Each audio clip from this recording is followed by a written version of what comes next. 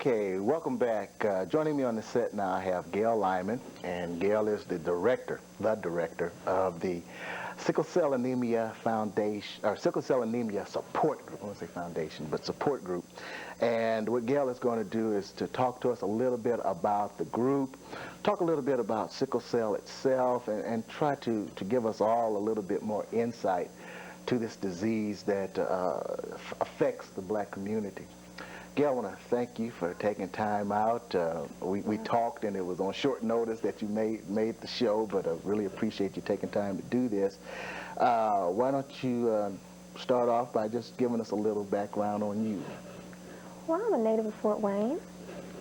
I attended our Nelson Snyder High School, and as you know, now I'm director of the Sickle Cell Anemia Support Group of Fort Wayne. Okay. As director of the, well, I guess maybe we should say what the group is first and then talk about what your specific duties are. But let's talk about the group. What is the support group? Well, really the support group was set up to help people who have a disease and their families, a means of, or a base of support where they can come together and express how they feel, where members who have the disease can know that there's somebody else out there who also is going through the same things that they are going through and can relate to them. Okay. How many people in the group now? We have 25 members. 25 members, okay. And how long has the group been around? We've been in existence since, April of 1988, so okay. about a year and a half. About a year and a half, okay. We know the disease is here in Fort Wayne. I guess my question is, what prompted the support group? What was happening that made you say we have to do this? I have the disease myself, and about 5 years ago, I lost someone very close to me from the disease, and at that time, I had a hard time coping because we were always there for each other. Well, I figured if I'm having a hard time coping with the disease, then there must be other people out there who are having a hard time coping also. And it would be a good idea for us all to come together and lean on each other and give each other support. So the support group is really to help the people who have the disease. Okay, okay. And I guess, at that early stage, how did you get people? Because, we've talked, and a lot of people don't want to, I'll say participate, maybe admit that they have the disease or don't want other help. How did you get people to come together and form that group? Well, Steve, it was hard at first, but by me going into the hospital myself, and you meet lots of people who also have the same thing that you have. And what I did really was contacted a lot of the people that I knew who had the disease. They knew other people, and that's how I set the group up, really, basically. Okay. Now, we know there are other groups in Fort Wayne that deal with sickle cell, but you're basically the only support group, as it were. Right. Right. The other people deal in... Well, there is the Fort Wayne Sickle Cell Anemia Foundation, which is affiliated with the support group, as well as Three Rivers Clinic, who also does testing for the support group, as well as, sickle cell anemia disease. Okay. We probably need to tell people or try to give people some idea of what the disease is. Everybody hears sickle cell, but I don't know if that many people really know what it is. Right. Sickle cell anemia is an hereditary disease affecting the red blood cells. And basically, Steve, what it is if most people, you inherit one gene from your mother and also one gene from your father. Okay. Well, with sickle cell anemia, most people inherit a normal A gene, okay? With the sickle cell trait, you inherit one A gene, which is a normal gene, and also one sickle gene, okay, which will give you sickle cell trait. From a person that has sickle cell anemia, they would inherit one sickle gene as well from the mother, as well as one sickle gene from the father, which will give them sickle cell anemia.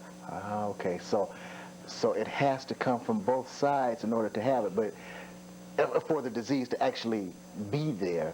But you're saying the trait, you could actually have the trait, but not necessarily have the disease if you just have, The trait is not a disease, okay? Okay. All right. And most people do not get sick from the trait. Okay. The disease is not contagious. And mostly, Steve, I guess you could say that, with people not wanting to know, because of, when you talk of blood disease, people get scared because of AIDS. Right. And so what we're trying to do right now is really educate the public and let them know that this has nothing to do with AIDS, that it is a disease that is killing lots of black people, And we're really trying to get public awareness out there in the community. Right, and let the people know. But let's if we can, just a little bit on the medical thing too. Okay, you say you obtain the 2 sickle traits. What does that do? I mean, what is it about that cell being sickle that is the problem? Okay, what it is that when you go into a crisis, okay, most people's cells are round donut shape, okay. When we go to a crisis, our cells turn into a sickle shape, and they can't pass through the blood vessels. Okay. So since they cannot pass through the blood vessels, they start to clog up, and that causes the severe pain that people get. Okay, all right. And I know there's no cure, but what can you do about that? What do people in the group do? What they do is they treat the symptoms of the disease. Okay. Okay, and what happens is when you go into the hospital or into the emergency room, they give you IV for forced fluids, oxygen if you can't breathe, pain shots for the pain for the pain. Blood transfusion if your blood is low, and really you just let the crisis run its course. Okay, so you just basically have to fight through it. Right. I know we talked before too, and if I'm not mistaken, it's a predominantly black disease. Well, that's what most people think. Okay. Okay. It is basically, it affects nationally, it affects 50,000 black Americans, okay? But there are other nationalities that do not come into that number, which are the Greeks, Sicilians, Hispanics, Latin Americans, and anyone whose ancestors come from the Mediterranean area may carry the disease, as well as there are some whites that carry the disease also. Okay. So we don't want to always say that this is basically a black disease, even though it does affect lots of black Americans. Right, because see, that's the thing, again, and it's a thing of knowledge and education and whatnot, but see, we've always been taught that the sickle cell, anemia, predominantly affected blacks, and that they were the ones that were having the problems with it and whatnot. I know you talked about there's about 25 people in the group. How many cases in Fort Wayne? I'd say like since April, how many cases of sickle cell do we know about? Well, let's see. Within this last month, I've gotten 20 cases. So that's quite a bit. In the last month? In the last month, I've heard of 20 cases. And these are younger kids. Right. I know we talked, there were a couple of deaths that just occurred too. That's right. From that disease. In fact, like I said, the support group was set up, dedicated in memory of my brother and in memory of all the other people out there who have had loved ones die from this disease. So what we're trying to do, like I said, is really let the community know that this is a tragic disease. It is killing lots of people, and there should be put more emphasis on the disease. Right. Yeah, there was 2 black men who just passed away last week from this disease. Right, right. Where is the research coming from? I'm sure there's some being done. Where is it coming from? Well, there was research done in New York, but because of the thing with AIDS, of course, that's taken away a lot of the research money. Okay. Okay, so I don't want to say it's secondary, but people are just kind of looking at AIDS more important. Because it's killing many, many more people. Okay. I'm not saying that sickle cell is not important, because to me, I think it is very, very important. But AIDS is killing everybody. Right. And so, of course, they're putting more emphasis on that disease. Right. Now, I know you got a thing. I don't know if we're going to be able to get this with the camera, but I know you've got...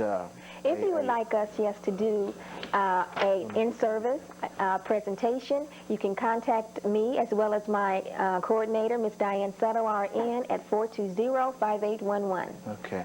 And so you guys not only, let's say, provide the support, but you're trying to go out and educate people, too. In fact, what we've done since we've been in existence in a year and a half, we've sent pamphlets to daycare centers, physicians, hospitals, libraries, just every place to educate the public about the disease. Okay. And see, it would appear, like you say, if you picked up 20 cases in the last month, maybe the word is getting out. Maybe I think so. People are starting to see that this is something that's serious and that people here, that is affecting people in Fort Wayne. A lot of times people, if they don't see it locally, if they hear about it happening in Chicago, New York, Detroit, or whatever, they don't pay a lot of attention. But it's real right here. That's right. It really is. Okay. All right. Well, Gail, mouth doesn't work, but I want to thank you for again taking the time out to come on and talk to us about this. But more importantly, thank you for the work that you're doing, and we hope that the people out there whether they have the disease or know someone that has the disease or whatever, get with you because, like I say, everybody's trying to help everybody. Well, we ask that, if you know someone who has a disease, or if you know someone who has symptoms of the disease, there is testing done free of charge at Three Rivers Health Clinic.